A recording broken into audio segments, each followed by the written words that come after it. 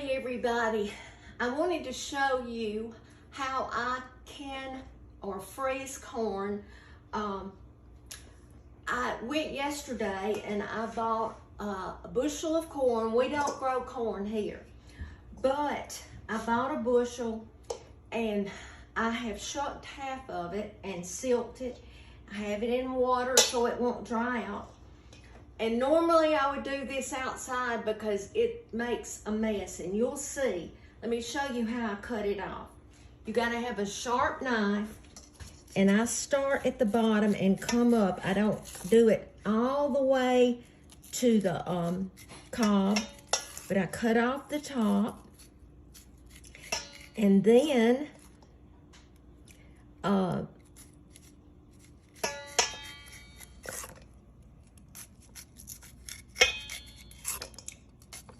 I've got my bench from my table because when I was a little girl, and now I take the other side of my knife and I scrape the cob, and this is what makes the mess. That starchy milk from the corn goes everywhere. It'll cover me, it's gonna cover my glasses, but that's what makes it so, so good. Then I just throw that one over there, and I do it. But when I was a little girl, my mama and them took an old bench, and outside we would be cutting off corn, and we'd straddle that bench. It makes it so much easier than just sitting in a chair and cutting it off. But corn is not easy to put up unless you put it up on the cob. And we like it fried, or people call it fried. That's when you cook it in a skillet with some butter or bacon grease. But we like it if you just cook it in the microwave with some butter too. But gardening is hard work, but I wanted to show you this. And then when I get this cut off, I'll show you the next step, how I heat it up, and I'll be back. Okay, I cut off all that I had silked and, shucked and silked, and this pan was almost full, and this is just half that I had. This is what it looks like when I cut it off. Now, let me tell you what's so good about the way we do it now. When I was young and I helped my mother cut off corn, we didn't have microwaves then. And when you got to this step, you had to put it in a big pan on your stove eye. And somebody had to stand there and stir continuously until it cooked down, or it would stick. That was the worst part to me, is having to stir and stir. But since we have microwaves, I've started, and this has been many years.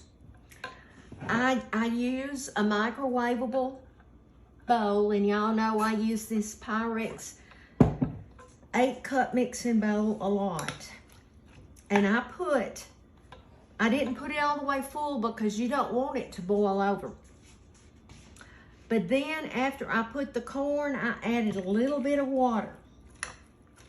And I'm gonna put it in my microwave, and I'm gonna cook it for 6 minutes. Don't have to stir it or anything during that 6 minutes. When that's up, then I'll stir it, and I'll cook it for 6 more minutes. I think that's all it'll have to be cooked. If I don't think it had gotten hot enough and all, I may cook it a few more minutes, but I'll let you know for sure. Then I'm gonna have another big pan, and when this comes off, I will pour it in the pan to cool, cook some more, pour that in the pan, and after it's completely cooled, then at the end, I'll show you the final step.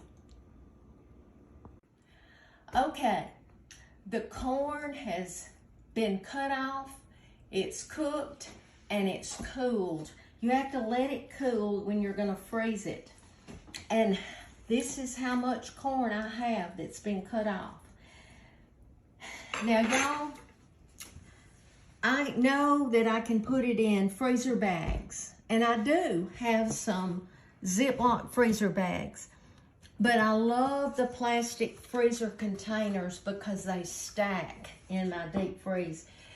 And the type that I used to have years ago, I can't find them anywhere. So I looked on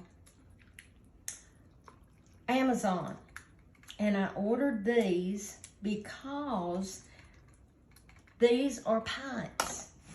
And Harold and I have found that a pint is enough for us.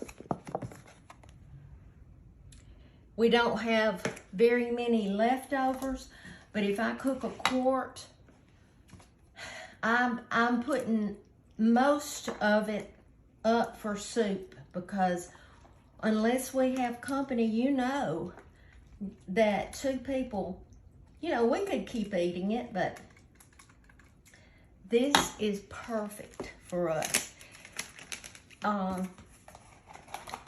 One night, a few days ago, I opened a pint of canned peas.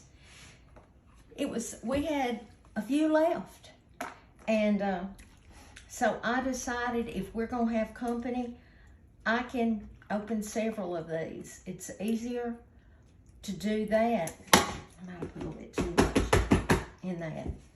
But if you're like me and you like the plastic containers and you can't find any, I mean, I've really looked everywhere and nobody around here sells them anymore. I guess everybody's going to the freezer bags. But I will link these in case you're like me and you want to be able to stack them. But corn, to me, is one of the hardest things to put up. And I think it's because you got to shuck it, you have to silk it, you have to cut it off. Now, I know some of you are going to say, oh, there's this little wooden thing that you can use. I know, but I don't like the way it does. Maybe I haven't gotten the right kind. So I just do it the old-fashioned way, like I showed you when I was cutting it off. But I don't know how many I'm going to have. You know, I told you I bought a bushel, and I would rather do that and just grow my other vegetables. I bought this from a gentleman, and the corn's pretty. I may buy another bushel from someone later on. I may not. It just depends. But everything's coming in right now. We've got cucumbers and green beans, and our okra has started. And I'm going to show you how to can the green beans. Those that we picked yesterday, I did can this morning and didn't start in time to show you how I do it. But I had 7 quarts, plus I cooked a lot for us to eat tonight.